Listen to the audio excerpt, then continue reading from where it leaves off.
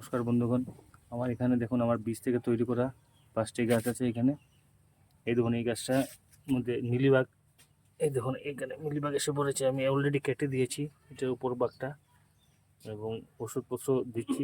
কী কী ওষুধপত্র দিচ্ছি আপনাদেরকে নেক্সট ভিডিওতে আপনাদেরকে দেখিয়ে দেবো। এই গাছটাতে দেখুন অনেক মিলিবাগ, এই দেখুন একদম পাতাগুলো একদম কুকড়ো করে নিয়েছে।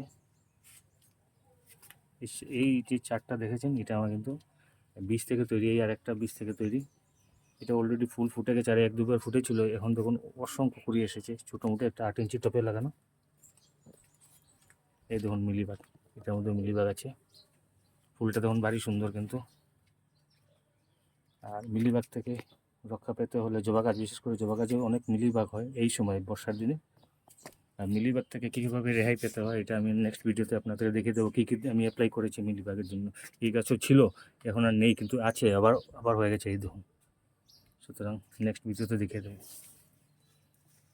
ধন্যবাদ।